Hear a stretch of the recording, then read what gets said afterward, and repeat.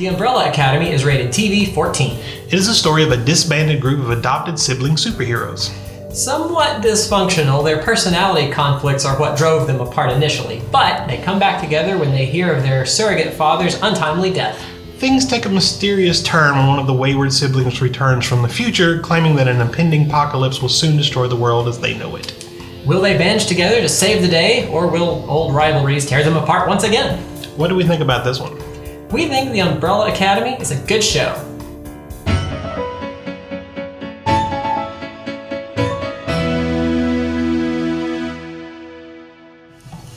Streaming right now, you can find Umbrella Academy.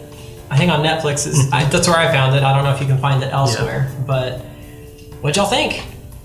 So it was kind of weird. Like, I ended up giving it like 7 out of 10. Yeah.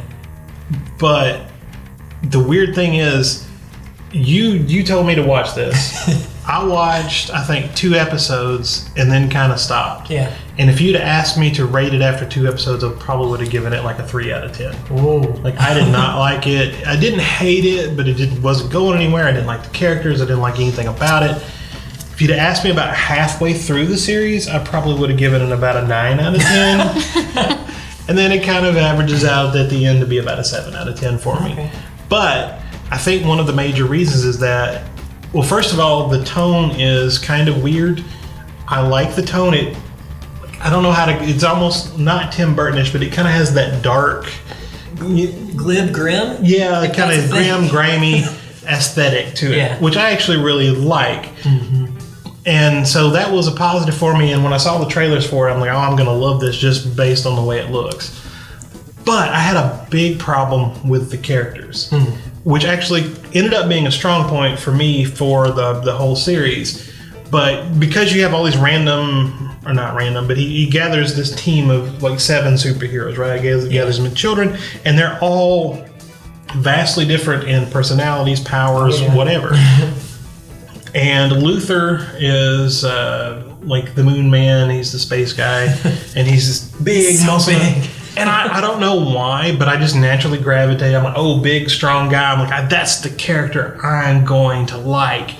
And I never did like Luther. He never did anything to endear me. Like, I just didn't like Luther. And I think that's why I didn't like the first 2 episodes, because I kept trying and wanting to like Luther, and I just never did. He's not a bad guy. In fact, he's one always trying to do the right thing, but I just didn't like his character. Hey, guys, let's do... No.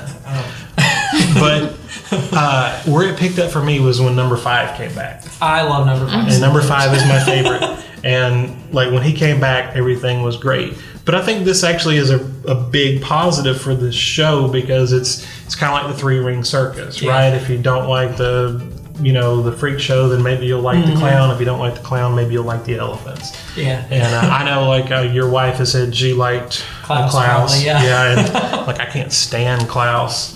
But yeah, different personalities. Mixed feelings for me, but I like him more than I hate him, I guess. So I like some of the stuff he does, but overall, I just don't like Klaus. Yeah, I think that's part of maybe one of my favorite things about the show, though. And like when I first started watching it, I mean, I was kind of like you. I had been told you need to get past the first 3 episodes.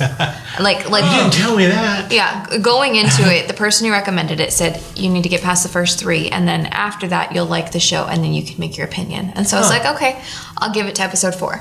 Yeah. And, like you said, the first couple, I was like, this isn't really my jam. This isn't something I'm super interested in.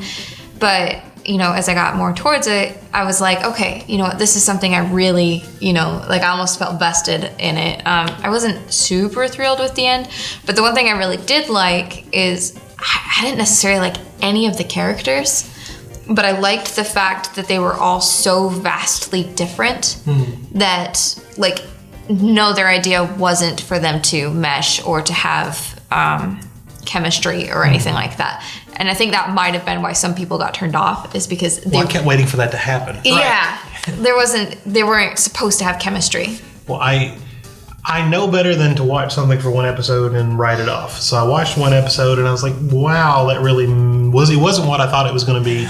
And I was like, I watched the second one, maybe it'll come around, and it really didn't. And I would have given up if you hadn't kept watching. Like, are you watching? It's good. And I'm like, but you know what is funny though? Like, I really like number 5, but my favorite characters from the show are not the Umbrella Academy guys. Yeah, it's the bad Hazel and Cha-Cha. Yeah, Hazel and Cha-Cha. Oh, absolutely.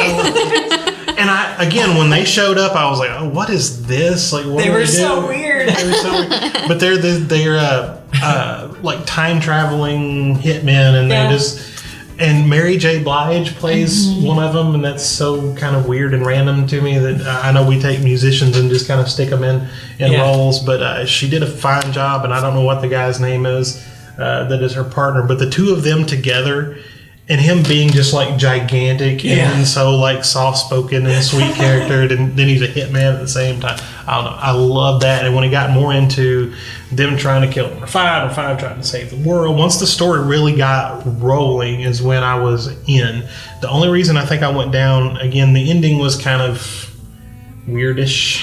Like, it wasn't what I thought. Yeah. Where I thought where it was going to go. But if you take that out, really enjoyed it, but yeah, you got to fight through those first couple of. And then there's so much exposition you can't really skip. You can't I'm just going to pick up with number 4 if the first 3 are good. I'd be confused and lost. So lost. I have no idea what's going on. I don't guess they ever did say what happened to the one brother.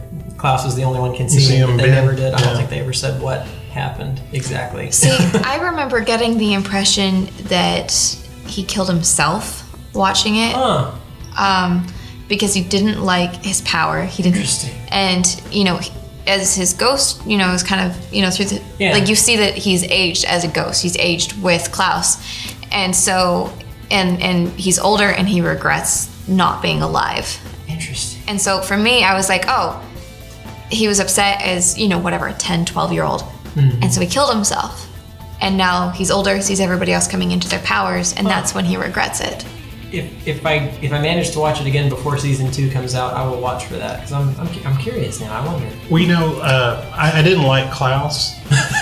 Like he's very unlikable. Well, but at the same time, so every one of them, there's 7 children. Every one of them has a superpower, and it's all like weird and different. Mm-hmm. And Klaus's ability is to see dead people. He sees dead people. And so as the show goes on, it kind of explains that's why he's the way he is. And then he becomes much more likable to me after you're like, okay, he's broken, but he's not just broken because he's kind of, when it starts, he's kind of a druggie and he's just, he's a guy that's thrown his life away. But he's not. He's a guy that's basically has, dead people around him all the time that won't go away. And which, man, can you imagine growing up with that? No wonder he's messed up. Yeah, and so you're like, oh, okay, he's got a reason. I really liked Vanessa, the violinist, until Vanya, sorry. Yeah. Vanya, until kind of towards the end, her character kind of went off the rails for me. I hated her boyfriend so much. Yes. And he showed up, and I thought, he is way too nice. Well, yeah, there's going to be something go sideways about this. Yeah, he was like, something's wrong. Like, immediately. He's too nice.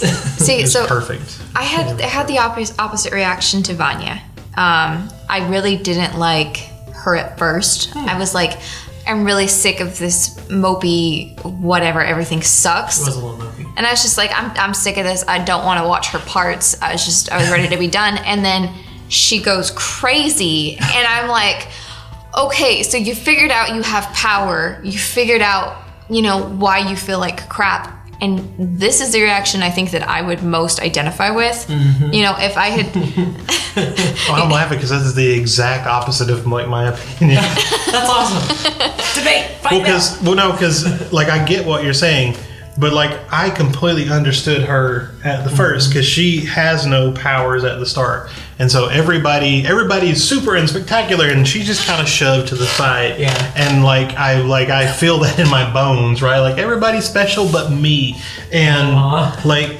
And she is mopey, but I get it, and you do get tired of her being mopey. But I'm like, yeah. Then she gets powers, and I'm like, all right. She knows what it's like to not have the powers, and like that's what makes the great superheroes, right? You got to have the power, but you got to be able to relate to humanity at the same time. And then she's like, I got powers. You shall all die. And it's like, no.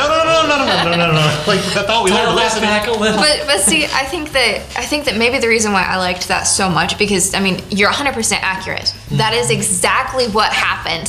The difference is I like it. But I like it because that is your average movie, TV show response to getting powers when not having it. And the Umbrella Academy is a lot of things, but your average TV show is not one of them. And I think that, to some fault, they did go a little bit beyond what a lot of people would find endearing or comfortable or anything like that.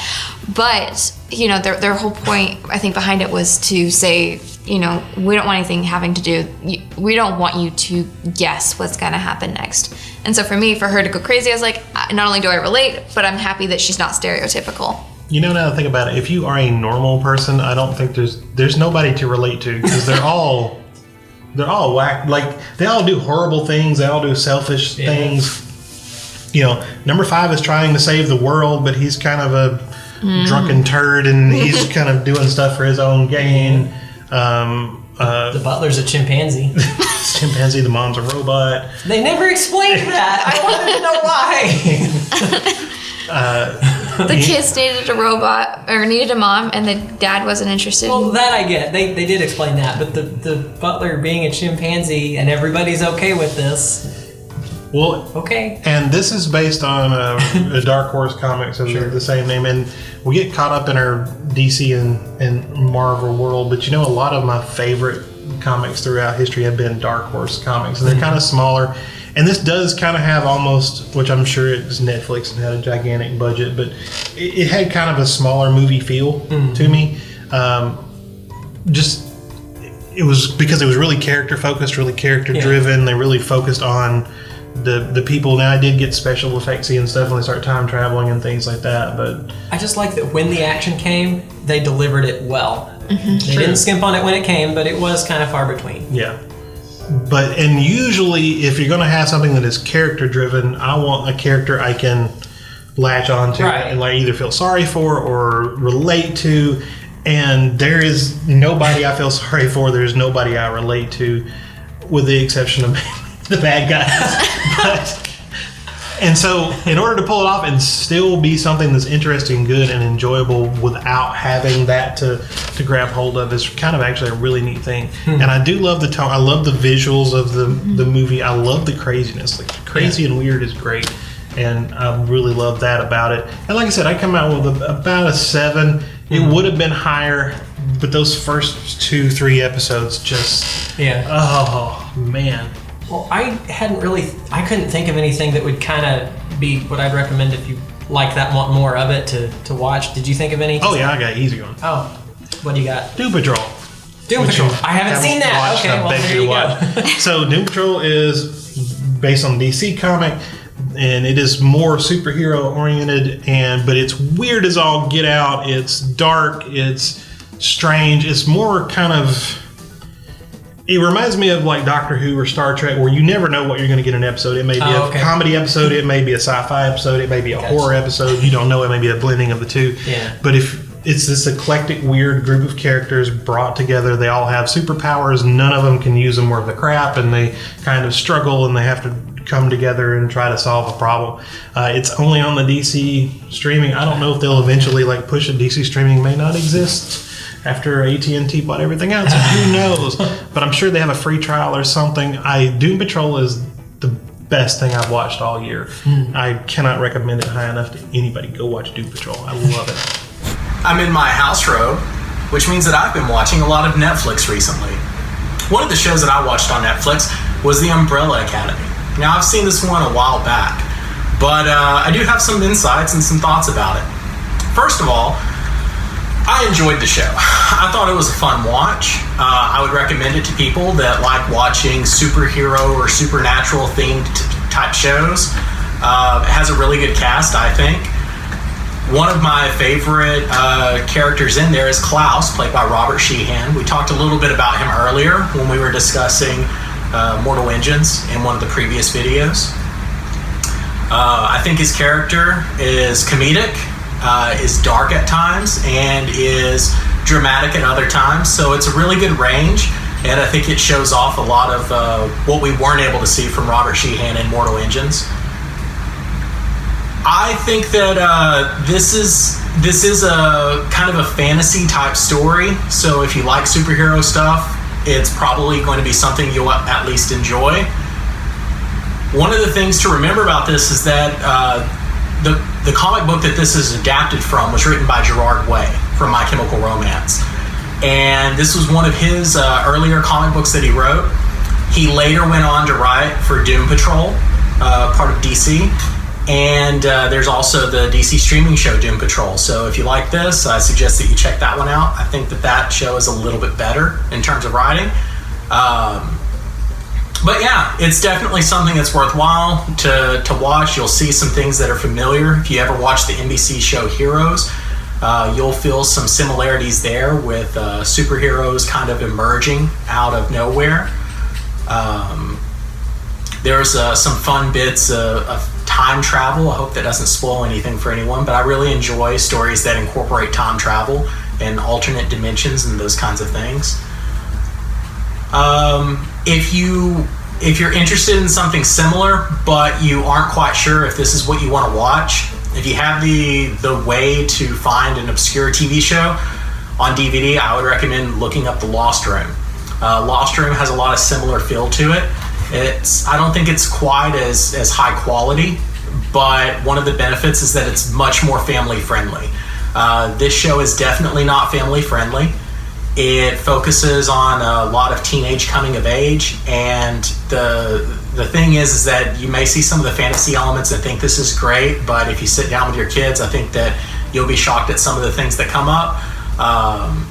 But I mean, Netflix isn't really pretending that this is a family-friendly show. I'm pretty sure it received a hard, mature rating.